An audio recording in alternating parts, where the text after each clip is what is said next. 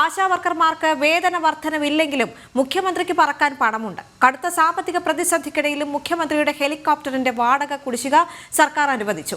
Treasury നിയന്ത്രണത്തിൽ ഇളവ് വരുത്തിയാണ് 2.4 കോടി രൂപ അനുവദിച്ചത്. ജനം ബ്രേക്കിംഗ്.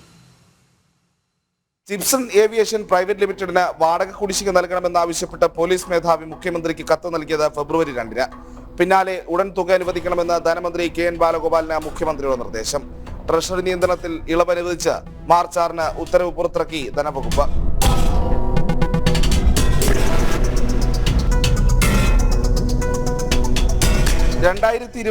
ഒക്ടോബർ 20 മുതൽ 2025 ജനുവരി 19 വരെയുള്ള കുടിശ്ശികയാണ് സർക്കാർ അനുവദിച്ചത്. ട്രഷറി നിയന്ത്രണത്തിൽ പ്രത്യേകം ഇളവ് വരുത്തിയത് കൊണ്ട് തന്നെ കുടിശ്ശിക പണം ഉടൻ ചിപ്സൺ ഏവിയേഷന് ലഭ്യമാകും.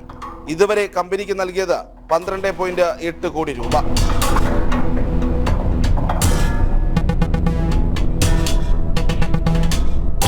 മാസം 25 മണിക്കൂർ പറക്കാൻ 80 ലക്ഷം രൂപയാണ് മുഖ്യമന്ത്രിയുടെ ഹെലികോപ്റ്ററിന്റെ മാസവാടക. ശേഷമുള്ള ഓരോ മണിക്കൂറിനും 90,000 രൂപയും നൽകണം. VIP യാത്രയ്ക്കും മാവോയിസ്റ്റ് വേട്ടയ്ക്കുമായി വാടകയ്ക്കെടുത്ത ഹെലികോപ്റ്ററുകൾക്കായി ഇതുവരെ സർക്കാർ ചെലവഴിച്ചത് 34.8 കോടി രൂപ. ഇത്ര പണം ദൂർത്തടിക്കുമ്പോഴും കാര്യമായ ഉപയോഗമില്ലെന്നതാണ് യാഥാർത്ഥ്യം.